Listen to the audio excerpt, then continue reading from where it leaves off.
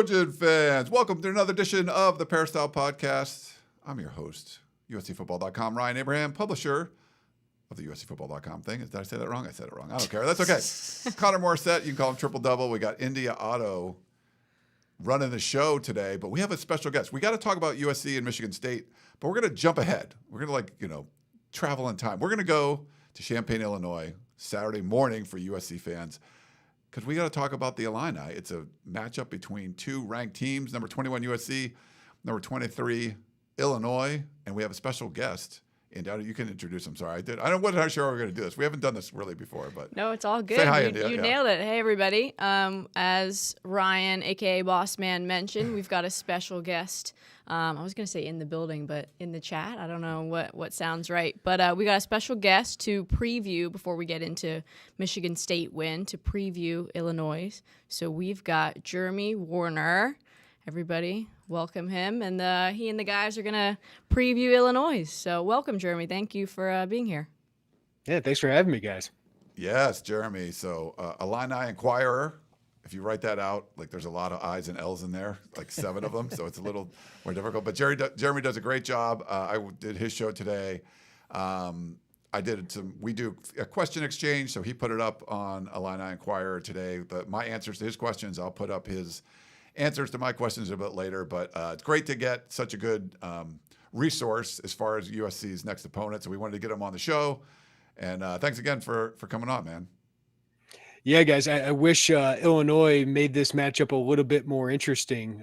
They just went to Indiana and got shellacked. So there's some bad juju going into this game for Illinois when there was so much hope. They start 3-0. There were some issues, and Indiana certainly exploited those, but we just did not expect them to be uncompetitive at Indiana. I thought it would be a tough game. Kurt Signetti is the real deal, but this is unexpected. Yeah, we saw Indiana just bust on the scene last year, and then I thought of Francisco Mendoza. I'm like, he'll be okay. The Cal's quarterback, the freshman kid, looked like even better to start. Not anymore. Fernando Mendoza, sorry. And man, they just sometimes that happens. We've seen Oregon get on a roll. We've seen Indiana get on a roll, and once they do, it's sort of it's just you can't stop it. I think for Brett Bielema, you just have to make it so that's one loss. You can't let that loss compile into a second one. And you'd rather a team maybe not as, USC's pretty hot right now. But yeah, how do you think they're going to respond to that? Because, losing by 53 points, it can't feel good in the locker room. Well, so un-Brett Bielema-like. What has really been standing out about Brett Bielema is most games are really competitive. The worst loss they'd had before that was going to number 1 Oregon last year and getting beaten 38-9. And it was just a way more athletic team. Obviously, the number 1 team in the country at the time, the Big Ten champion. So it wasn't a huge shock that Oregon kind of ran away with that one. But, Illinois was used to getting blown out under Tim Beckman at the end of Ron Zook's tenure. Bill Cubitt, Lovie Smith, they were getting blown out all the time.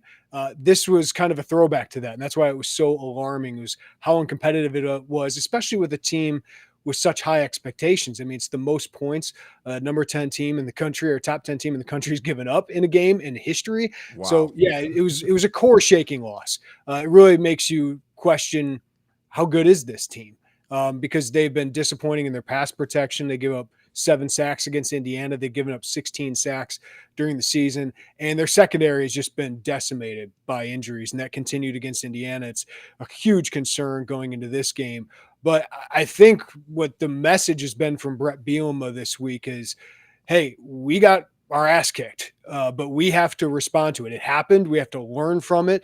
But I still think you guys are a good team, and you have to think you're a good team. So I think there's been a lot of hard conversations on Sunday, and that was probably building them up again to say, hey, we are still a good team. We can still be a really good team. And look at this opportunity we have against the ranked opponent this week. If you win this, people are going to be back on your train because, to be honest with you, I think this USC team would be one of the best teams Illinois has beaten under Brett Bielema. So I think they have a lot in front of them this weekend, but it's kind of a message of urgency to fix things. But not panicking that the season is going down the drain, because they still got a lot of games. They got some advantageous games late in the season, but it's tough when you beat Indiana to play a team as hot as USC, as talented as USC. And then they get Purdue, and then they get Ohio State and Washington. I think Washington is really good too. So it's just a difficult slate of games, but we're going to find out a lot about Illinois and how they come out on Saturday. And I think we're going to know it early because USC is going to stress them offensively, especially. So I think it's really on Luke Altmaier, Barry Lundy, the offensive coordinator, in this offense to give them some early confidence just to get going, because they've really struggled out of the gates in games this year. And just like Indiana, if USC get a lead early and get some confidence, I think it's really hard to come back on them. Great points. Can you give us an injury update, Jeremy, just because there have been so many guys? I think Aiden Lafferty, the running back, started the Duke game and then didn't play against Indiana. Hank Beatty got hurt in that game but returned.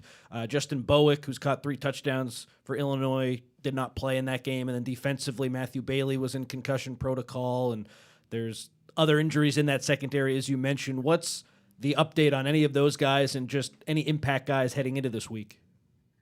Yeah, so I'll just go on my list that I sent Ryan earlier in the week, because it's a long list. Xavier Scott, who's a first-team All-Big Ten defensive back, he's their nickel.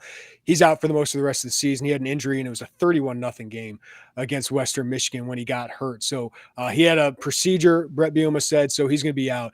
That's huge going up against a guy like Mekhi Lemon, because Xavier Scott is an NFL player. I don't know if he's like a first or second-round pick, but he would have been in the conversation of sneaking in at the end of day 2 at the very least.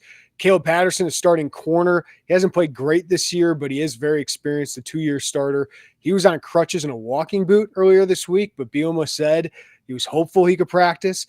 Torrey Cox, the other starting corner, left the game late in the game against Indiana, took a shot to the stomach, but sounds like he's going to practice this week. Matthew Bailey, who's probably their second best defensive back, suffered a concussion against Indiana late in the game. So these are really cropping up. Bielema said he was on track to return this week, so we'll see. Justin Bowick, who's kind of a big play, red zone target for them at wide receiver. He's about 6'5", really fast as well. He missed last week's game, traveled with the team, but just didn't play. He's supposed to practice this week. And you mentioned Aiden Lafferty, the running back. He missed last week's game against Indiana. It looked like an ankle injury. He went and traveled with the team, but did not play. Sounds like he'll practice this week and he'll be fine. The other one I just want to monitor and say is Hank Beatty, their star receiver. He got banged up in that Indiana game, seemed to be nursing an upper body injury when he left the game, but Bielema said he was going to practice this week. So just something I want to throw him out there just because it didn't look great after the game, but Bielema didn't sound too concerned. But as always with these coaches, we'll see at the availability report. But it's a long list, guys, and that secondary really concerning when you're going up against a team like USC. Yeah, that's something that I think the Trojans will try to exploit for sure. I think one of the interesting aspects and the reason Illinois, or part of the reason Illinois was preseason ranked so high, winning 10 games last year, looking good against Michigan, South Carolina, and then bringing so many people back. Luke Altmaier, when you got a third-year starting quarterback, I mean, there not a lot of veteran quarterbacks returning across the country, so you get one. And then you have the entire offensive line back. And I think the biggest concern that I've seen so far is when I watched that Duke game and people saw that final score and they're like, yeah, Illinois blew them out. I'm like, man, you watched, especially that first half, they couldn't protect Altmaier at all. And Duke was just getting all over them. And Indiana sort of did that the entire game. What have you seen from this offensive line with so many veterans coming back? You know why they've taken such a step back, and is it something you can kind of fix from week to week? It's the biggest task ahead for this team, because the secondary, I just expect with the secondary, you got to zone things up, keep things in front of you, hope to force some turnovers, hopefully you get some pressure on guys. But yeah, you're limited. You just hope you tackle better. On the offensive line, it's the biggest question. I don't know how to answer it, because these are the same 5 guys who beat Michigan, Mason Graham, all those great defensive linemen. Now, they got crushed by Penn State last year, but that was like a generational defensive front they had. But then South Carolina, the bowl game, loaded with, next level players. Indiana beat them on the offensive line and really protected Luke Altmaier really, really well. So it's a lack of communication, which is odd when you return 5 starters. It's a lack of execution. They're playing high. They're not winning their one-on-one battles, and they really don't have they haven't had an answer really offensively. They have in the second half against Duke, against Western Michigan, when they were struggling to protect in the first half. But against Indiana, they had no answer. Getting the ball out quickly, they got to do that more. But when you're down 25 points, it's hard to run RPOs. Like, they're not going to respect the run part of it. Screen passes haven't really done much for them. And again, when you get down 25 points at halftime, probably not much of a chance to do that. So you're getting into too many 3rd and longs. Their run game has not been as good as we expected it to be. Their running backs are talented. Caden Fagan, 6'3", 250, but he can be more decisive. He can be tougher between the tackles. Kyle Valentine's a really scat back who can really make people miss. He's been a nice development for them, former 4-star out of Arizona. And Aiden Lawfrey is a guy who can break away, but they just haven't had the consistent running lanes. So I think this is a team that has to pass to set up the run, and I think they got to find a way to get rid of the ball quicker. So if USC is going to do what Duke did and Indiana did, which is load up and really rush you, you got to be able to go to a receiver, make a check, get open real quick and just 5 yards. You can do something with it quickly. But they're just really confusing the offensive line, which is surprising because Josh Kreutz is a 5th-year senior. Josh Geske is a 5th-year senior. J.C. Davis is a 5th-year senior. Melvin Priestley is a 4-year guy. Brandon Henderson's in his 2nd year as a starter. It's just really perplexing, and they got to find answers. Like Brett Bielema, this is not up to his standard as an offensive line coach. So it's a big prove-it game for them against USC. Jeremy, we appreciate the time. We got we had a question in the chat for you, if you wouldn't mind doing that. Jeff says, what are your expectations for Illinois' season after that big loss? Yeah, you can throw college football playoff out the window until they beat good teams, right? Like if you beat USC and then you beat Washington, then maybe you have a chance to get back in there. Because, guys, the end of their schedule is, Rutgers, Wisconsin, Northwestern. They have a lot of games that are advantageous for them. That's why that was so disappointing, is not that you lost Indiana, but the way you lost. So it's hard to see you beating teams that are, one, as talented as Ohio State, but also USC. So now it's like, I thought 8 wins would have still been a successful season, even though it didn't live up to the college football playoff hopes for a lot of people, because Illinois hasn't won 8+ games in back-to-back seasons since 1990. Wow. So I still think that would be a very successful year, right? That's a very successful year for Illinois, getting to a good bowl game and just sustaining success. It's something the program has had in a long time. Like, you can have a year like 2001 where you get to the Sugar Bowl, have a year like 2007 and get to the Rose Bowl and, yes, get crushed by USC and Joe McKnight and I think it was John David Booty at that time. Yeah. You can have those years, but then you follow them up with 5-win years. I still don't think this is a 5-win team. I think this team's going to go to a bowl game because they already got 3 wins. They have an advantageous schedule. You got Purdue, Northwestern, Wisconsin, some teams I think you'll rack up some wins against. But can you beat a USC? I don't see it from the team I saw against Indiana. You mentioned the Duke game. I think they forced 4 of those takeaways, but you're still relying on takeaways, right? Yeah. Like, you're still relying on turnovers, which we know you can't aren't consistent week to week. So, it's a big question mark now. And I think I'll know a lot more after Saturday, but I think it's a tough task with a beaten up secondary. If you had Xavier Scott, if you knew Matthew Bailey was going to go, I feel a little bit better that this could be a more even matchup. But like I said, it's just a core shaking loss. Like, it's just a mind shifting loss when you lose the way you did at Indiana. It just didn't look like they belonged. And USC is another team that if you don't execute, will make you look like you don't belong. I think Mark had a question. I think you answered it. It said, should the loss be considered a fluke or just a series of bad matchups? And I think we'll see, right? I mean, it's sort of it's fluky if you're going to lose by 53 points. That's not going to happen 9 out of 10. Yeah, I think this will be a more competitive game. I think the offense bounced back. Like, I feel like I haven't said enough about Luke Altmaier's a very good quarterback. Yeah. When he is given time, I think he's one of the better quarterbacks in the Big Ten. I do think he needs to do a better job himself of getting rid of the ball a little quicker. And when you do get sacked like he does, and this happened his first year, you kind of look at the pressure and not your receivers, right? So that's the concern moving forward. Is he's so concerned, or his eyes on the pressure and not his receivers? So where he does get the ball out quickly or sees an open receiver when that pass rush is coming. So he's good. They have some talented receivers. Their running backs, when given running lanes, can make this a good thing. So Michigan State was able to score some points. Purdue was able to move the ball. Some really bad decisions by their quarterback in that game. So I feel like Illinois could get into the 20s. They need to get in the 30s to have a chance to win this game, though, because I just don't see how this secondary holds up against USC's passing attack. Plus, those running backs are really, really good. So I think they're going to stress that defense, but I do think Illinois is going to have to score in the mid to late 30s to win this game. Yeah, I agree with that in that one, Jeremy. I appreciate you coming in. Jeff in the chat said Illinois fan base showed up for that Rose Bowl. Yeah, they did. I remember that game. That was it's a passionate fan base, man. Yeah, they were there. Well, thank you so much. I don't know if you were giving the applause, India, but yeah, we appreciate the he deserves the applause. Absolutely. Thanks so much for coming on. Doing this live too, or just kind of crazy. Just start off the show like this. I did. So make sure you check out Illini. Why am I blanking on? Like IlliniInquirer. Jeez. And a bunch of stuff. My stuff is going to be over there with Jeremy. But thanks again, Jeremy, for coming on.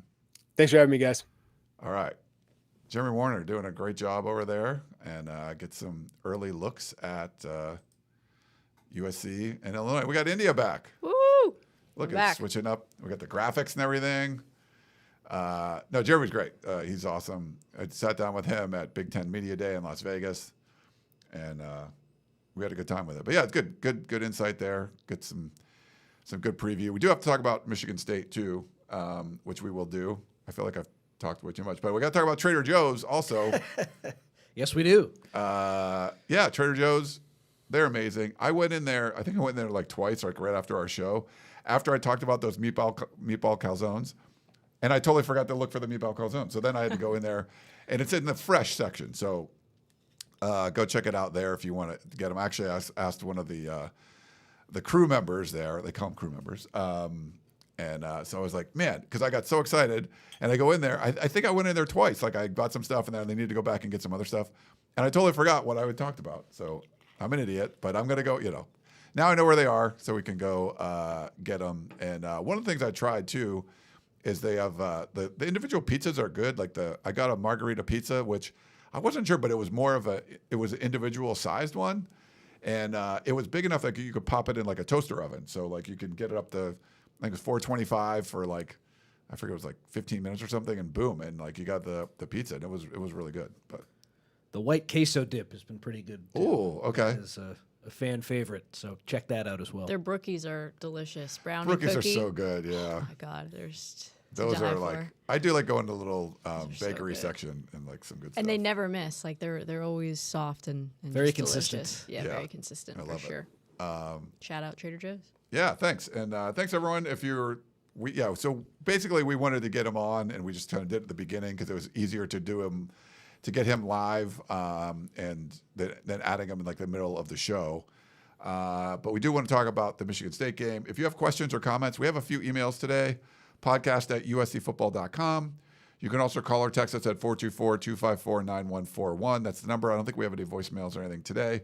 So I know we don't because I look at those. And then if you're on Apple or Spotify, you can leave us a 5-star review. If you're listening to the podcast, Spotify, you can say hi on the individual episodes and leave us a comment.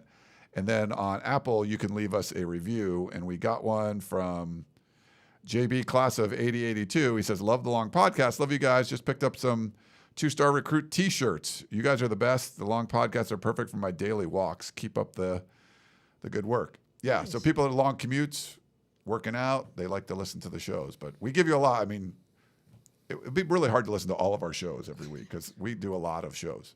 And Chris has the new road show, which will have its second episode after this Illinois game as well. So there's even more than last year, which is crazy to say. Yeah, we did get a review on that.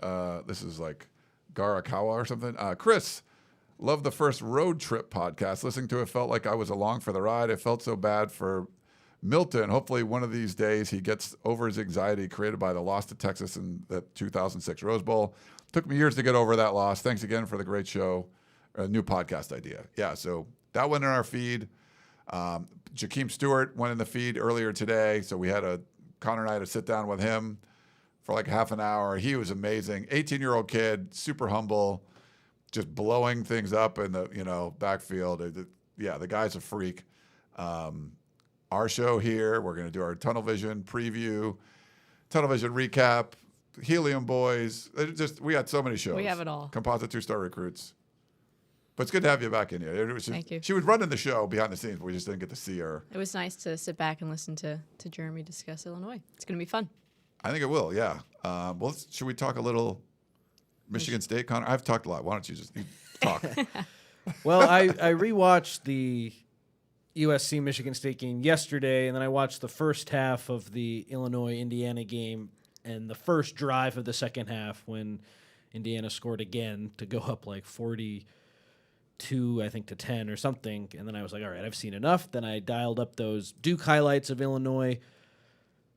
Man, I just don't see it with them, like Jeremy talked about. So I think USC is a really good opportunity, and I'll be disappointed. Let me sit up a little bit if USC doesn't go out and get a win. But I know it'll be challenging this week with the road game, with the early kick. There are some things going against USC, but if you just look at the talent of the rosters and just what the teams have done so far, I don't know how Illinois can keep up with USC's offense, and I'm going to be looking at USC's defense in this game to take a step forward and improve, because I think that's the only way Illinois can hang around. Now, do we want to start with Michigan State? I know we're kind of going all over the place, but that was my initial thought. Rewatching that Michigan State game from yesterday, or I watched it yesterday, but from Saturday, Eric Gentry just continues to really stand out to me. And someone on the Peristyle wrote about how USC did a really good job of containing Aiden Childs' legs, the Michigan State quarterback. And Childs, who ran all over BC and picked up first downs, like, he had opportunities against USC to pick up some first downs with his legs, but Eric Gentry is just so damn good that Childs would do a move that would work against 99% of the linebackers in the country, and Gentry has that 7-foot wingspan, and he just wouldn't get by him. And Desmond Stevens made a nice tackle on Childs too. So even though defensively there have been some issues this year, if that unit can stay healthy in the linebacking core on the defensive line, like, I really think they have a chance to improve and get better. And Gentry is just such a key cog in the machine. And, man, he's so fun to watch. I think it's just a joy to watch him week in and week out. And when I rewatch that game, he really stands out to me. He does everything for them, and it's remarkable. Yeah, the tackles for loss, and just being, it's sort of like preventative care, where if you think, man, this, unicorn of a dude with the 6'6" and super long wingspan, thrown over the middle and some of those passing lanes, you feel uncomfortable doing it. But then, as you take off and run, you're like, this guy's going to get me. I think you can take a quarterback out of that mindset where you're not even thinking about running, where we saw him in the BC game. He just ran a lot, and he felt comfortable, like nothing was going to stop you. But it's sort of like, oh, crap, he's in the way. Now that's sort of out of your mind. And I think there were some opportunities there, but once you get that mindset of, hey, this isn't going to be effective, I'm going to have to try to figure out another way to get the ball down the field. And Gentry being just a deterrent there for a lot of things, throws over the middle, quarterback taking off and running. I think that helps this defense a lot. Absolutely. He makes such a key difference. And then the defensive front is just continuing to do some really nice things, where Jakeem Stewart pops with the 2 tackles for loss. And I know you love telling that story about how I was like, has he played yet? And you're like, oh, I think he just came on the field. And then you watched him, and he just went right through the offensive line like they weren't even there, and almost took the handoff from Aiden Childs. So the interesting thing, Ryan, and I made this point, I think, on Thursday last week, or maybe on Sunday, like, Keyshawn Silver and Jamal Jarrett have been okay. They've been fine. They're not doing incredibly well outside of the pick 6 for Jarrett, but, like, it really hasn't mattered, because all the returning guys and the true freshmen have been amazing. And if you had said before the year, like, it might take a little bit of time for Jamal Jarrett and Keyshawn Silver to get up to speed, and we might not see them at their best until later in the year, I would say, okay, maybe this defensive line, it'll take some time, but it just hasn't. And you look at some of the targets that USC looked at in the transfer portal, where Lee Hunter at Texas Tech is doing well, and David Blay at Miami is getting some national pub. Like the Michigan defensive lineman Payne from Alabama is doing really well. Like, I'm not saying USC missed on those guys in the middle, but they're not having an impact like some of the other guys they looked at their schools. And it doesn't matter. Like, that to me is a huge storyline of this season where some of the portal guys, it hasn't been perfect, but the development that has happened with Eric Henderson and Sean Nua, Danton Lynn, and the true freshmen that they've added with Jakeem Stewart and Floyd Boucard, that group has been so good that it allows for these transfer guys to get up to speed, where last year USC, they needed Gavin Meyer. They needed Nate Clifton. There was no get up to speed time. Those guys were just thrown into the fire.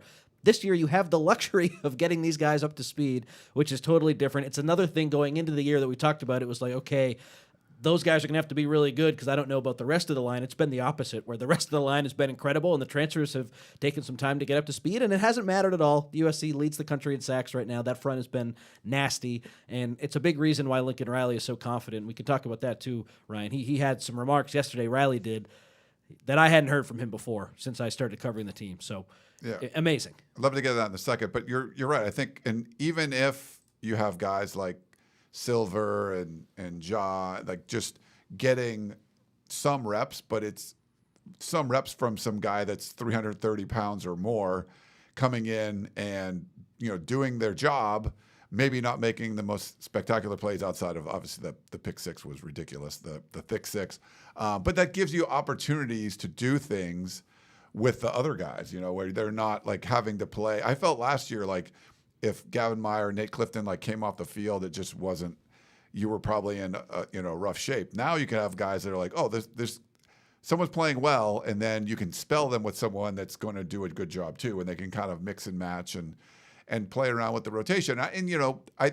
You saw Jamal Jarrett make that massive play. I think Keyshawn Silver at some point make some big plays, but I think it's allowing opportunities for some of these other guys to come in and get the tackles for loss and the sacks that were so lacking last year. So even, sometimes looking at stats for defensive linemen isn't the easiest thing. It's almost like you want to look at like the offensive line. Like, what do you know about them? Like, well, they're giving up sacks or not, or they're getting holding calls. I think when you look at it as a group, that you might, maybe one guy's getting more tackles for loss than the other, but they're working well together. It's the system is working. And maybe one game or another, you're going to see one of those other guys come up and have a bunch of big plays. But the way they've set it up, it's working well. And I think that's what's important. It's working tremendously well. And that's what's helped this secondary that hasn't been great to start the year make some plays against Purdue. Ryan Brown was pressured on all three of his interceptions, and that was the difference in the game, where he had 3 turnovers that were very costly, all 3 of them. 1 was returned for a touchdown, 2 were in the red zone. Why did those come about? It all started with USC pressuring the quarterback, and last season they just couldn't do that. So that's been a huge step forward for this group this year. And as Jeremy Werner talked about off the top, Illinois has allowed the most sacks out of any team in the Power 4 this year. This defensive front should continue to feast on the road at Illinois this week. We know road games will be more challenging, but like that O-line has just been bad. So it's another great opportunity for that group, and I don't expect them to slow down anytime soon. Yeah. You talk about Lincoln Riley having some confidence. Were you out there at practice, India? Did you get to go yesterday? Yeah, I did. Well, what did you guys think? So I wrote a story about how Riley was so confident, and here's what he said yesterday. He said, "I walk out there right now confident in all 3 sides that we can get the job done. I'm going to feel that way into every game that we walk into right now. Now we got to go do it, but I feel like we have units that can win games. It's not just one unit here or there that's maybe performing at a high level, trying to overcompensate for the other. Typically, the really good teams that I've been a part of, where we won a pretty good amount, you typically felt that way." So he's clearly confident. And then in this story I wrote, I compared that comment to what he told me at Big Ten Media Day before last season, where USC went 6-6, and Riley said, "There's not a part of our program that I don't feel like is heading in a great direction. Now, does that mean we're satisfied with every single thing that's happening right now? Of course not. That's why we're building. That's part of the process. We're not where we want to be right now, but we're not far off, and we're not slowing down." It sounds like Riley right now is where they want to be, and that is a massive transformation from 14 months ago when he openly admitted, hey, we're not there yet. I think USC, in his mind, is there yet. In this 4-game stretch that's coming up, it's challenging. It's harder than these first 4 games, but we haven't heard him talk like this in a couple years. I wasn't around in 2022. I'm sure he was confident then too, but I asked him to compare it to that, like how he feels now to that 2022 team, and he said this year's team is definitely better. So I think he's feeling really good, and that leads me to believe USC has a great opportunity this year. Like I'm definitely higher on him than I was to start the year. And we talk all about how you got to take what he says with a grain of salt sometimes. But I'm buying in because we haven't heard remarks like this in the past from him. No, I agree. I think, and when people were asking me, I've done a bunch of radio and I've done different interviews talking about this. There was a lot of confidence inside the building this offseason. Like they did a lot. Like to be able to keep Danton Lynn, to be able to bring in a whole new revamped personnel staff and have recruiting go gangbusters, and that gives you a lot of confidence, even though you're not seeing that on the field right now. Just knowing in the building that you got these great players coming in, and to be able to go out and get Tremaine Carroll and see the discipline and the accountability and all that sort of ratcheted up, and to be able to beef up a defensive line that they felt was just, maybe one of the more undermanned spots on the team, and knew what they had. And I guess, they felt pretty comfortable. I mean, they didn't think they should have lost all those games last year, and they shouldn't have lost them, losing to Maryland up 14 late in the game, fourth quarter leads and all these losses and everything, and switching quarterbacks. I think the confidence in that building was very high, and the confidence nationally wasn't there. And some USC fans were sort of like wait and see mode, and some are, buying into what Lincoln Riley and they were selling. But those coaches were confident that they had the recipe, they had what it takes to be a really successful team. And USC, traditionally one of the more overranked programs in the country when it comes to like preseason AP polls and stuff, wasn't ranked preseason. And I think they could look at that as a little bit of chip on their shoulder. Like, hey, you're saying that your guys are going to be great, but no one's really buying in yet. They got to wait and see. They've passed all the tests so far. It looked really good. You won a road game. This is the one that's sort of like is going to be the most meaningful. Okay, can you go 3-0 in the Big Ten, win a Big Ten game on the road against a ranked opponent that people thought it was ranked in the top 10 before they got blown out by Indiana? This is where the rubber meets the road for me. Like you were confident that this was going to be your best group and all that stuff. Now go out and win the game. No excuses. No, like, oh, we shouldn't have had the 3 turnovers. No, 12 penalties really killed us. Like none of that. Like this is go out and play well like you've been playing and win the game against a team that's ranked, but could be paper tigery because of the way, we've seen some of the weaknesses that got exposed the last couple of weeks. So this is really important to me, but you're seeing the confidence that was in that building in the offseason that no one was really like buying in yet. Now people are starting to buy in. But if they go out and lose to a really wounded Illinois team, it's not going to look good. Yeah, that would be a bad sign. And just quickly, let me get into why I wasn't as confident in the team going into the year. For me, it was all down to Maava, where we weren't allowed to watch practice in the summer, but we would have people who would tell us stuff. And a lot of the time we would hear, I'm not really sure about Maava. He threw a bad pick. Or that run game looks really good. I'm not really sold on the passing game. Remember, USC didn't have Mekhi Lemon for some of the offseason and Jacoby Lane for some of the offseason due to injury, so that affected it. But Maava, we just weren't getting glowing reviews for him. And then we watched the scrimmage, and he threw some balls that was like, oh, man, he really looks like he did last year.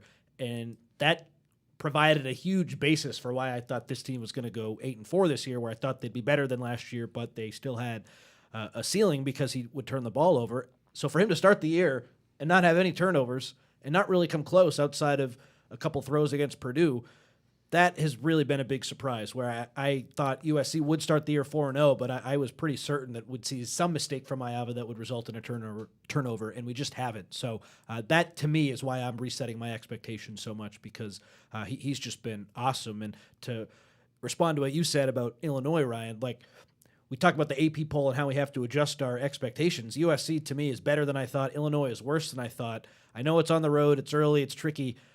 That team might stink. They might not be very good, and it would be a big surprise to me if USC didn't win. And it might be closer than we think. Like, they're going to get some guys back. I'm not saying they're going to go out and blow them out. I said that on Instant Analysis. Let me walk that back a little bit. It could be a closer game. But, like, to lose to them based on everything I've seen from Illinois' offense and from USC's offense, Illinois has a hard time moving the ball at times. They can't block. USC, blink of an eye, they have 30 points. It just matchup-wise, I think you need to have a high-powered offense to hang with USC. And I don't think Illinois does. It's really hard in the preseason now to figure out who's going to be good. I mean, a lot of people were picking Clemson to win the national championship, and they are a dumpster fire. Like, they're bad. The 2 years ago, Florida State goes undefeated, gets snubbed from the playoffs, and goes 2-10 like the next year. Like, Illinois, because of all those guys coming back, because of the veteran quarterback, because they won 10 games, you beat South Carolina, you beat Michigan. People thought they were going to be good. I still think they can be good, but I agree with you. Like, they might not be that good. So this is one you got to go out and win. And the fact that USC is riding high and there's a lot of confidence. And India, I wanted to ask you, like, have you been in locker rooms where expectations for the team maybe weren't good outside, but everyone inside felt like, hey, we're going to be good. They just don't know it yet. And then you can kind of go out and show it. Maybe India's senior year, right? Yeah, Yeah. for sure. My 5th year, my last year, we didn't have, obviously, Juju came in, the number one recruit in the country and a generational talent, but we didn't have a lot of big expectations. People thought we would be better than previous years. But there wasn't like this, they're going to, go to the Final Four or the national championship. Like, there wasn't a lot of chatter about that quite yet. And we kind of flew in under the radar and had some big wins and really believed as a team and were really selfless and rooting for one another. And we really just put the team goals first. And, that's why we were so successful. So, no, we didn't have the kind of outside media or hype about us yet. And we kind of just, flew in under the radar and got a lot of big wins, and even when we got some of those big wins, we still weren't like being talked about that much. And we made it to the Elite Eight first time in years and years. So that was definitely a time where the expectations weren't as high for us, and we kind of exceeded them. And then obviously last year there was huge expectations for us, and honestly, I think that kind of hurt us a little bit. And so I definitely am kind of I like the teams that kind of fly under the radar a little bit and the expectations aren't as high, because usually if the team is really, knows what you can do and has confidence in one another, the sky's the limit for sure. And I think looking at this team, India mentions it was like a team first mentality. It seems like that is the case now. That's key. Maiyava's been the fact that he could take over and had the whole offseason to be a leader for this squad. People's feet are following him for sure. It looks like they're relying on him, and he's delivering. He's not turning the ball over. And with Tremaine Carroll coming in, it just seems like the discipline and the accountability and all that. Hey, we're all going to dress the same. I don't know how much of a difference it makes, but just the attitude seems to be, you feel like, yes, there's a bunch of guys getting paid a lot of money, but you're not getting a sense of that where it's poisoning the locker room. It seems like it's more of a team first thing, and I think that's been really important.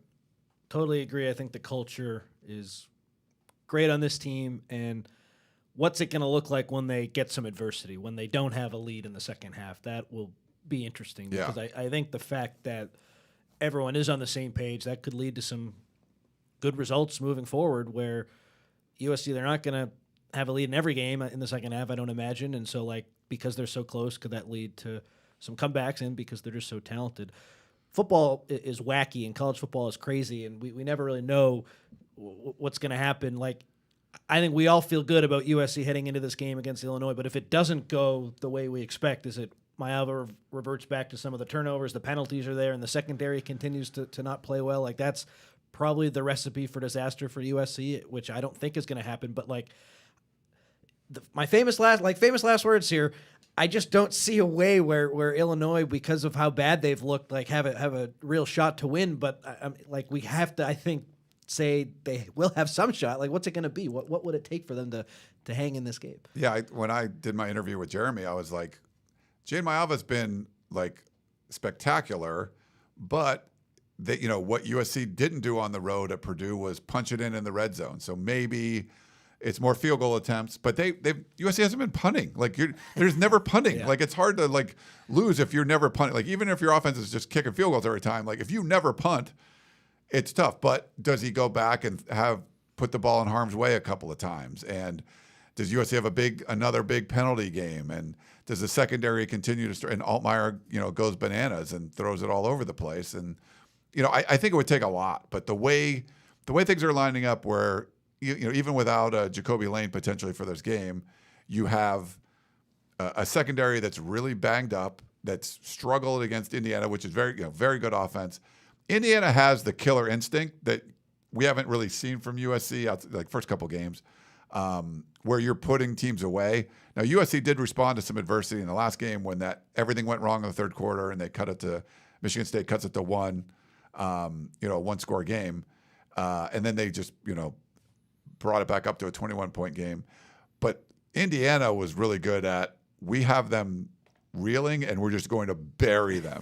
And USC hasn't done that against like a decent team. So that would be interesting to see if even that opportunity comes up. But yeah, you want to be able to like, hey, if you're USC and you're like, we have this great advantage in the secondary and the way we're moving the ball and getting after the quarterback, but you got to like take the killer instinct and just try to bury them. Bob in the chat says Illinois can win because anything can happen. And I agree with 100%. that. But if that's all you have, it's hard to analyze the game and make a prediction other than USC winning when the only thing Illinois has going their way is anything can happen. So it is crazy. It's college football. Funny, but yeah, exactly right. So, I mean, it's a 6.5 point spread. It's within a touchdown. Oh, is it? Yeah. I thought it was above. Okay. No, did it move? I'll have to look and see. But yeah, I think the initial one might have been up to like 7.5 or 8.5 now, but. Still 6.5. Oh, okay. Okay. Cool. But I think when you're a 6.5 point road favorite, like that's Vegas saying you should win. And Indiana was a pretty heavy favorite hosting Illinois. Like I think Illinois, I was beating the drum for them in the offseason, but they have not looked good during these games. And I think people are on to them. And it would just surprise me unless USC totally poops the bed here. It would really surprise me if this game was an Illinois victory. Watch your mouth. Yeah, and college football's changed a lot with the transfer portal and just the way there's just so much from week to week. And when we talk about the AP poll stuff, this is why, like, if you thought Illinois was really good, and then I would not have had them ranked, by the way. I don't think I could have ranked them either. How could you? To get beat that bad, like, yeah, you can have a bad game, but Washington should be in. There's major flaws. Yeah, like I think with that offensive line, which would you expect 5 veterans coming back that played well, like against, South Carolina has defensive linemen that are going to be in the NFL or are, and they played well against it. And like, why do they suck now? Like, I don't know. Yeah, that's kind of like the second year of Riley with the offensive line. Jonah was back and Dedich was back, and they had some transfers, and I was like, okay, I think this is going to be good. And then it just didn't click. So you're right. They got the yips. Yeah, that's a good example of college football being wacky and unpredictable. It is wacky, but I think you're starting to be what you're seeing. And we saw this Illinois team just give up a lot of pressures to Duke, certainly to Indiana, and then USC comes in as the team that's the best at pressuring in the country. Yeah, it's wacky, but you would think USC is going to get a lot of pressure on Luke Altmaier, and he does hold on to the ball a little bit too long sometimes. But USC's secondary has been exposed a bunch. I think you could see Altmaier have he's the best quarterback USC is going to have faced, right? So, there's certainly potential to make some big plays, and USC's given up chunk plays. There's a lot of things there, but it's hard to picture a depleted secondary like stopping USC, and maybe they get some turnover and stuff, but just the matchup where the beginning of the season, maybe you thought it wasn't a great matchup. Now it looks like it's what we know about USC and what we know about Illinois. It just seems to favor USC right now. So it's super important to just go out and do your thing. You can't have one of those games where like, oh, we shouldn't have fumbled that kickoff or didn't catch the kickoff and let the Illinois guy jump on it for a touchdown. Like stupid stuff like that happens. And sometimes it happens on the road. You got to just be buttoned up and be able to not do that. Like watching the Indiana game, that's a team that doesn't make mistakes. USC probably has a higher, like, I don't know, but higher. I mean, Indiana, like, they might be as good as anybody. I'm not sure. But USC has like some of this high flying capability with some mistakes mixed in every once in a while. And that, I think that's okay. There's aggression and all that. You just can't let too many of those mistakes creep in because Indiana showed you the blueprint. Like, man, just go out, execute your game plan, and you should be able to take care of business. USC is going to get, if USC has trouble, it's going to be, I think, self-inflicted wounds more than anything. And how you overcome mistakes is scoring points. And USC's been really good at scoring points so far this season. That's the big differentiator, too, where last year they just didn't have that classic Lincoln Riley offense that we all expected, and it hurt him. And this year, yes, there have been a lot of penalties. The secondary's been up and down, but when you can score 45 against Michigan State and 33 against Purdue on the road, the mistakes, of course, they matter, but they don't matter in terms of wins and losses. You score a lot of points, you're going to win a lot of games. Yeah, like if you give up a long touchdown run, but then you just score a touchdown right afterwards, like, okay, par. Like, it's just like... Exactly. You just kind of move on there. Anything else you guys want to get to? We can do we take a break, do some questions. Sounds good to me. You want? Does that Break sound time. good, India? Sounds great. We will be back. Little break time.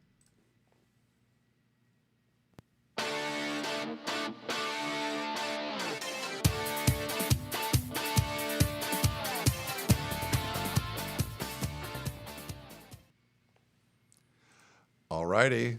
We're back here on the Peristyle Podcast. A little different today just because we had a live guest to preview the game. I guess we didn't really talk too much about the Michigan State game, but that's okay. It was a few, Middle of the week. It's the middle of the week. We normally do a lot of recap stuff, but 4-0 is good. USC's in a We could good maybe spot. touch on some injury stuff if you wanted. Yeah, let's do that, and then we'll get into some questions. If you're watching us live on YouTube or Facebook, put questions in the chat. India has been monitoring them. Yep. What monitoring? Monitored. Why do I Meatball calzone.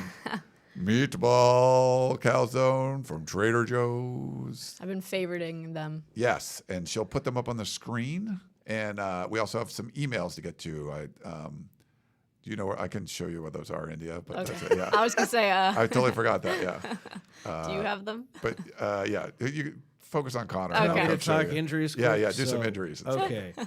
So the three guys that were not participants yesterday, left tackle, got to sit up again, Elijah Page, running back Brian Jackson, and defensive lineman Jakeem Stewart, who is back in a boot.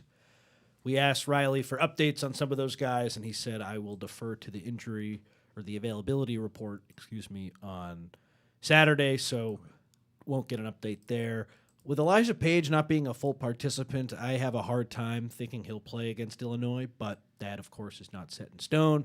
Jakeem Stewart was in a boot before USC's first game against Missouri State and didn't play, so I don't love his chances of playing. But again, that's not official, and it looks like Brian Jackson will continue to be out.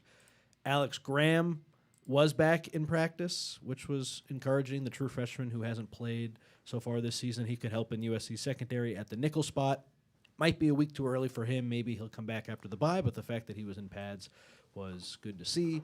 And then Jacoby Lane was out there after missing the Michigan State game. He has a shoulder injury, and he was moving better than I've seen him. So I feel the best about him out of all the injured guys, but again, that doesn't guarantee that he'll be out there, so we'll be monitoring that. Caden Chittenden was back out there. Nella Tepeau was back out there.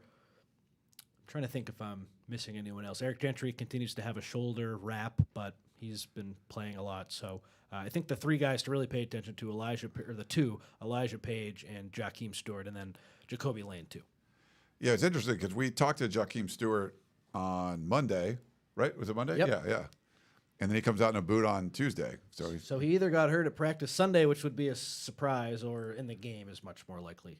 yeah, maybe just precautionary or whatever. But he was great. So if you guys should go check out that interview. Yeah, if Lane comes back, it didn't sound like Riley was too confident in his ability to come back. So that would be a big one because you'd want to put as much pressure on a depleted Illinois secondary as you can, and having your 6'5" wide receiver who can make one-handed catches and has a crazy catch radius, I think it would help. Make a huge difference against Michigan State. Not that they didn't need Lane, but they were pretty good without him on the road against a team that I think is better than Michigan State, but who the hell knows at this point. He would obviously make a massive difference, but it was pretty reassuring that USC's left tackle goes out for the majority of the game. They don't have Jacoby Lane for the whole game, and they don't punt until garbage time. Like, they were just rolling in that game on offense. Yeah, and then talking about Alex Graham, maybe it's a little too early for him, but could you see Danton Lynn going, we're giving up too many chunk plays.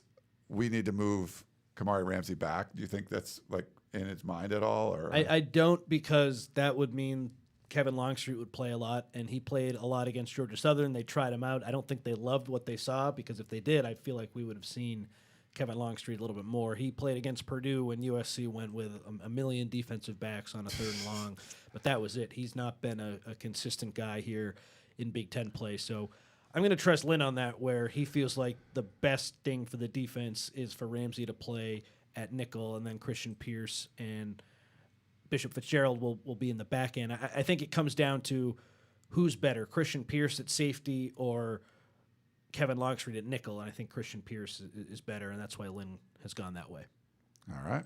Shall we get into some questions? Yeah, let's do it, India. Let's first get into some emails. 3 simple words. You've got mail. Woohoo! That's my favorite little thing. That's that a good we one. I have. love The It's a good Simpsons. one. Yeah. First email, we have, Dear Ryan, triple-double and automatic. Why in the world is Mekhi Lemon returning punts and kickoffs and also playing so late into the game on Saturday? He's a fantastic receiver who is healthy, at least for now, and we need him to stay that way, particularly with other receivers out of the lineup with injuries. I guess while we're on that subject, why is Jay Mayava diving headfirst into the end zone on that QB sneak, particularly when the game was pretty much determined at that point? Thanks, Steve in Poway. Lincoln Riley made it very clear that Mekhi Lemon, if he's healthy, he's going to be returning kicks and punts because he's so dangerous, which we haven't really seen it this year. He hasn't had a big return, but I asked Riley about that way back in fall camp, and he said Mekhi will be the guy. So it just all comes down to the fact that he's the most dangerous returner they have, and Riley thinks that's an advantage. And then as for the Mayava thing, USC needed a score there at the end, and you got to score any means possible. I think it was that the quarterback sneak one he's talking about? I think it was. Don't all quarterback sneaks go in head first like that? I think that's just a football play. Yeah. I don't have an issue with it. Like, I didn't look at like, oh my God, what are you doing? Yeah. They shouldn't have been in that position that they needed it, but once you need it, then you got to do it. Cool. All right, next email. What's the possibility of a wide receiver converting to corner just for a little bit, like Adore? Also, now that USC is short on corner depth, does that mean the defense is now rounder? Brian from MB. USC would need to have a real injury crisis for Mekhi Lemon to play defensive back again. I don't foresee that happening, so I wouldn't worry about that right now. And then what was the second question about the defense being round? Yeah, being rounder. Like just easier to play against, I guess? Is that what he means? I think so. Yeah, I mean, I think DJ Harvey struggling hasn't helped, so he hasn't really been reliable. So right now, with the injuries, it's DeCarlos Nicholson, Braylon Conley, and Marcellus Williams, and those guys have had some nice moments, but there have just been too many breakdowns in the back end, so hopefully those get cleaned up. But as long as those three guys are able to play, I think we'll just see a lot of them, and that's just the best USC has. So what they can do is the best that you're going to get. Yeah, we did. I thought DJ Harvey would play a bigger role for sure. And obviously they felt Chasen Johnson could have been that guy too. So we'll see how that develops, but that's kind of where USC is right now. If they get, one of their nickels healthy, it could change, rotation and stuff a little bit too. But as of now, that's what you're going to roll with. And then we've got two more emails. We've got an email from Scott in Houston. Riley's challenge this week is convincing his team to ignore the Illinois score last week. I have USC winning 31-24, but we all know that Illinois is worlds better than last week's outcome.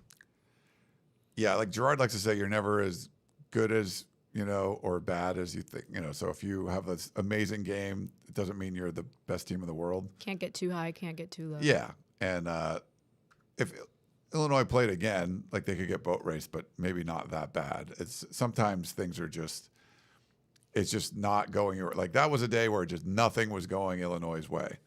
And if you watch the Duke game, a lot of stuff Duke was putting a lot of pressure on Illinois, and they were sticking around. And then in the second half, Illinois was making plays on defense, but also Duke was just making mistake after mistake and just sort of letting, just Illinois was already running away with it, where it would have been a much closer game without some really dumb mistakes by Duke. And I think this could have been a lot closer. You just got blitzkrieged and you didn't know what to do, and they were just shell shocked. So you have a lot of time to recover from that. For Illinois, you can't let a game be. You can't lose twice to Indiana. Like that's essentially if you go out and and lay an egg against USC. And obviously for USC, that'd be better. But you have to expect that team's going to bounce back. And you can't look at it like, oh, they stink. There's still a number next to their name. They still have a veteran quarterback. And they still won 10 games last year, a lot more than USC did. So I think you have to have full attention in that one. Do you know what the turnover differential was in Illinois Duke? Was it 5-0 or something? 5-0. No wonder that game was so lopsided. And one of them, one of them wasn't even a turnover. Like Illinois literally punted the ball and gave the ball back. No, they gave the ball back to Duke. Illinois but then they got a first down because Duke had 2 players wearing number 8. Like nothing that Illinois did. Duke literally had 2 guys wearing the same number. Yikes. Penalty. First down for Illinois, they scored a touchdown. So that's like 6 turnovers. That's like 6 turnovers. Like that's nothing Illinois did. They literally just punted the ball, and because crazy. Duke couldn't put the right jersey on the they field, couldn't read, yeah. It gave Illinois a first down, and they scored a touchdown on the drive. The last thing I'll say to that emailer, I totally get why the score prediction would be close, but as I've watched Purdue and as I've watched Illinois, I'm not convinced that Illinois' offense is better than Purdue's. I would take Purdue's offensive line. I would take Purdue's running back. I would take Purdue's wide receivers. I would take Purdue's tight ends. The only guy I would probably take from Illinois is the quarterback. Yeah. I like Ryan Brown at Purdue too. I think USC's defense has a chance to take a step forward, make a big stride here, shut some people up, like me, who said the secondary hasn't been good, but that's not exactly a crazy thing to say. They haven't been good. I want to see some results this week because I think Illinois, that offense is overrated. Yeah, and it's unfortunate Purdue. I think Purdue's better too, but they kind of had a lot of stuff go wrong at Notre Dame. Still scored a lot of points though. They scored a lot of points, but just stuff was not going right, and the lightning delay, and it was weird. Even just a whole bunch of points got scored, like turnover. I mean, yeah, it was. I think that didn't show how good Purdue was, and we'll see. Maybe we're wrong, but we both think Purdue's actually going to be pretty decent. Well, but Notre Dame was coming for blood, and that was just an impossible matchup. Notre Dame was 0-2. They had yes. That was a loss before they got off the plane, yeah, or the bus. I guess they probably. But it could have been like a closer loss. I think Notre Dame was just trying to do whatever they could to hey, we're not. Oh, we shouldn't be 0-2. Let's go. They were not happy. No. Our last email is from Tina from LA. Tina. I love that we have a king and a prince on the team. Speaking of Prince, do you know if he is injured? I saw him warm up, but I don't believe he played. If Jacoby is out this week, we definitely could use him and another veteran wide receiver to step up. Thanks, guys, and fight on. He's healthy, just got beat out by Jaden Richardson. Simple as that. Yeah. But thanks, Tina, for the email. It's always good. Thank you, Tina. Should we get into a little Prince and King? Should we get into some chat questions? Yeah, perfect. First one we have from Sergio Rivera. Will Z Williams get more playing time? He has his arm in a sling, so he's hurt, and no, he's not going to play this week, so I don't think so anytime soon. Yeah, we'll see. Next one we've got from Fight on Natties. Is Lynn a little concerned with Altmaier being capable of running the ball, since traditionally we've had trouble with running quarterbacks? Like you mentioned, I mean, Aiden Childs was limited. USC's done a pretty good job against it. And I would say Childs is more athletic than Altmaier. But he can extend plays, and he does keep he hangs on to the ball. And when you do that, like you could find someone downfield, or you could see an opening and take off and run and pick up a first down. But also you get sacked a bunch. So I think it's one of those things where if you just get the pass rush after him, that's not something I would have as a major concern going in this game. Same. He hasn't been very decisive this year. That's been his problem, where he should know his offensive line isn't great. 1 Mississippi, 2 Mississippi, either take off or throw it away or just throw it. He has hung onto the ball way too long, and that's been a killer for them. And that's something I didn't expect from a really experienced guy. He's sitting back there like he has all the time in the world, and that's a big reason why Illinois is in the spot it's in. It's not just the offensive line being a sieve. The quarterback has made some mistakes as well. So I do expect him to make an adjustment and be more decisive against USC, especially with USC leading the nation in sacks right now. So that'll be something to watch. But, yeah, his legs are dangerous, but it's not like a Lamar Jackson situation. I wouldn't say that. It's more of on a 3rd and 5, he could get 6 on the ground, but he's not the most athletic guy. Yeah. We've got a question from Andrew. He says, does a weak secondary hurt or help recruiting secondary players? Do recruits think it's a coaching issue and stay away? I don't think it's felt like it's a coaching issue. And to be honest, recruits don't follow the games like you follow the games. Don't. Like they really don't. No.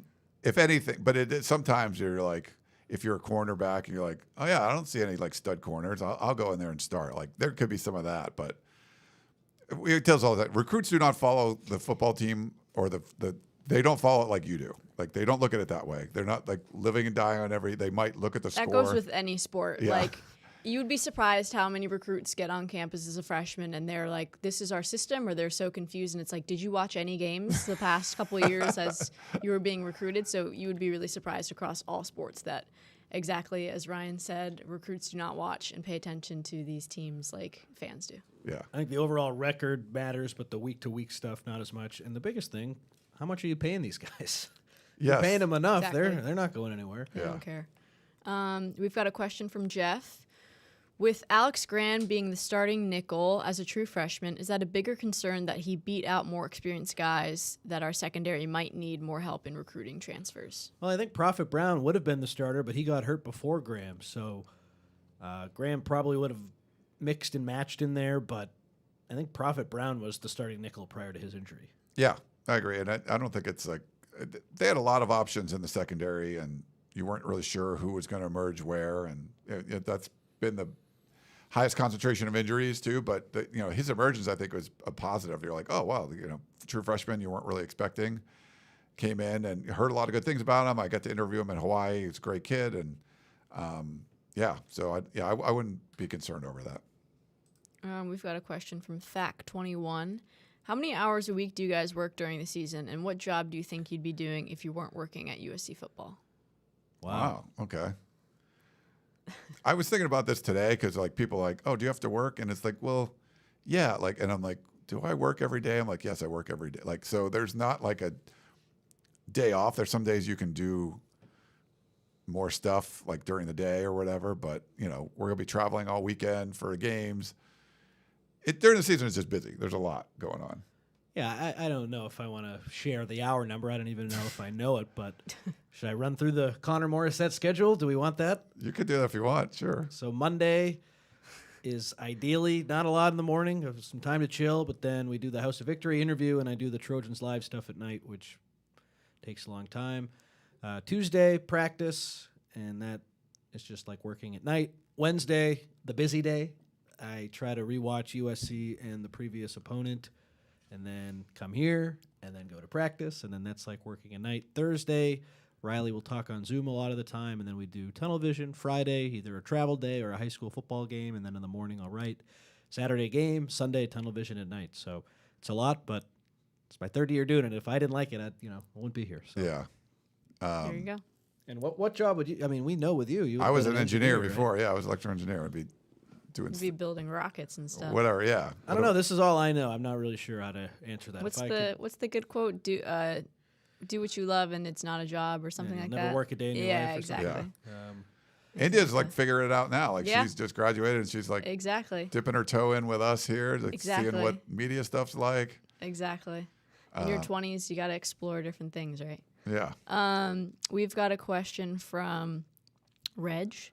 Is Cash Jacobson ahead of Carlon? I can't even read. Yeah, Carlon Jones. I thought it said Carlton at first. Carlon Jones on the depth chart. I don't think the depth chart goes that far back. With all due respect to those two guys, that didn't mean to take a shot at them. No, I think if they needed someone, Carlon would go in before Cash. Cash was hurt for a long time, and just is getting up to speed. He's a true freshman. Carlon Jones is in his second year, but they're both scout team guys. Yeah. We've got a question from Jeff. Are we still feeling 8-4 or better or worse? I mean, I feel a little better than Yeah. I did before, but Me too. I guess I'm saying all this stuff about how they'll beat Illinois. Let's see if they beat Illinois, and then I'll probably come around to the other side. But, I don't know. The opponents outside of Michigan and Oregon I don't think look as good as a lot of people thought, the rest of them. And USC looks better than I expected, so that should lead to better than 8-4, that's for sure. Yeah, I'm feeling more 9-3-ish now, but depending on how USC looks this weekend, if they look good in a win over Illinois, I think I feel a lot better about the Nebraska game on the road. They weren't that impressive against Michigan, who I'm not even. I mean, Michigan's got a lot of players and they can be good, but true freshman quarterback, I'm not seeing this offense be. I feel like it's more of a still run, play defense kind of team. Yes, but I do think their defense is really good. It is really good. That's going to, like, USC should win that game. I agree with you, but I do think that's going to be probably their biggest challenge, like way bigger than Illinois, biggest challenge of the season so far, I think. Yeah, and then obviously Notre Dame, playing on the road, that's just been difficult, and at Oregon, but I think you have a puncher's chance in all of these now. Maybe that Oregon one. They've looked really good. We'll see what they do this weekend against Penn State. But yeah, I think, assuming things are going to go right and wrong at different games, I think 9-3 is where I would feel more comfortable pegging this, how this team finishes. I agree with that. We've got 2 more questions. One from Fight on Natties. What was Elijah Page's injury that caused him to leave the game? What's the info on that, if there's any? I think just lower body. I don't know anymore outside of that, so not sure. Yeah, that Lincoln Riley's made it clear that they're just going to do the availability report now, so we're not going to get tons of updates. Now, he did go into some detail in the post-game press conference, and it sounded like for Page it was more – seemed like he could come back. The Lane – prognosis wasn't as positive, but, maybe we'll see him out there too. But yeah, so we're not getting a ton of details on what those are. And then our last question from Facebook. Thank you to all our Facebook viewers. Thanks, Facebook. Michael Grimm. How does Illinois offense line up to USC's defense and USC's offense versus Illinois' defense? Loaded question there. So I guess overall, we talked about it a little bit, but Illinois' offensive line was supposed to be pretty good, and they've been terrible. So that's something to pay attention to. Their right tackle's been bad. Their center's been bad. And their left tackle's pretty good, but they have been really inconsistent there. Their quarterback, before the Indiana game, was doing okay, and he's a returning starter, so he could potentially stress USC, but nothing. He's good. I mean, he's a good quarterback. But he's a good quarterback. I don't think he is great. Do you? Okay. I mean, he has pieces of greatness have been part of it. The fabric of what makes him as a quarterback. He's showing. But signs. obviously, that was not. Yeah, the problem is like Jeremy said earlier in the show, Illinois. No one's given up more sacks in the Power 4 than Illinois, and no one's generated more sacks in the country than USC. So it's like. That is sort of like a recipe for disaster. Yeah, like you're carrying an open bucket full of gasoline while juggling a flaming torch. That's no guarantee, but most likely it's going to go up in flames. So yeah. That's a good reference. Yeah. I just made that up like other time. That was good. Their running backs, I don't think should scare you, and their wide receivers, Hudson Clement from West Virginia, is good, but they lost their 2 top guys to the draft, and they've had trouble replacing them. And then defensively, Gabe Jackas is a good edge rusher, so he could potentially give USC some trouble on the offensive line there. But the linebackers are okay. The secondary is totally banged up. It's just there's not a lot of star power with this group, whereas you look at USC and up and down the roster, it's freaking star power to begin the year at least. So I just think USC is the better players. The offense is much more explosive, and I have a hard time thinking Illinois will be able to score enough points needed to stay with USC. Yeah. It's like, I don't know if you're a big Bitcoin person, India. I am not. Or whatever, I'm not, but, no. But it's one of those things where are you seeing a trend? And yes, we thought Illinois was going to be really good. They still can be. We're not sure. But the trend right now is looking like, I think, is this game going to be close? Like, yeah, it could be. It could be a great game. Or like Bitcoin takes off and goes bananas and destroys the S&P 500 and outpaces it. And is USC that team? Like, Illinois is not as good as we thought, and USC is actually better than we thought. And this is like blowout city. Like, could be something like that. Or it could be USC trips over themselves on the road because they just have a hard time. Like, we're not sure, but this is one of those things where you can see it like, yes, if all those things kind of go the way we think they're going to go, like, this is not going to be a close game. Doesn't mean it's going to go that way. But you think Illinois is not as good as you thought. USC is better in some places. They don't settle for field goals like they did on the road against Purdue. And this is a 14, 17-point game or something like that. That's how I see it too. Potentially, yeah. Yeah, I just want to see the secondary kind of get their act together. The D-line has been pressuring teams and quarterbacks all season, so I want the secondary to kind of catch up on that. That's what I want to see. Yeah, it's like this last year, D'Anton Lynn made this defense more fundamentally sound. Like they were just better at stuff, and they just didn't have some of the dynamic athletes up front to force. Now you're forcing all these negative plays, but you've lost some of that discipline, I guess, or some of that the fundamentals that just made you good. You weren't giving up these busts and big plays, and now you're doing it again. So that's what's kind of, and sometimes it's, if you're going to go after the quarterback, you give up some big plays, but they're good at generating pressure with just 4 guys too. Like it's not like they're blitzing all the time. They do some.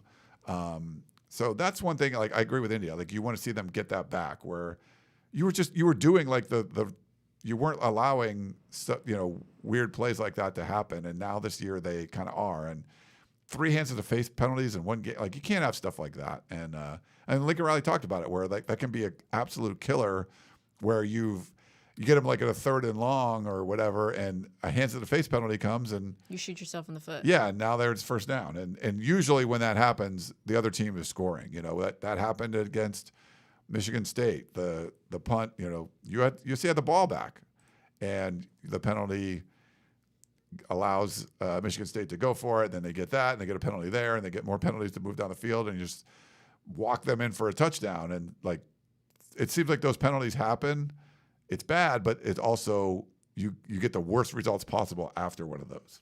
The team played so well defensively against LSU last year to start the year, and I thought we'd see a little more of that to begin this season, and they've had substitution issues and the penalties and the chunk plays, and that is, on the bad side, probably the biggest surprise of the year, where I think we all were in agreement they're going to be more buttoned up compared to how they were to end the year. It got a little hairy after that LSU game, but like that was the model, and I thought they'd get closer to that, and it hasn't really been close. So that's definitely an area for improvement. When Gentry went out, things went Lucas downhill went a little bit. Yeah. But I think Shotgun tweeted out a picture like they had a goal line stand with 10 only guys. 10 guys.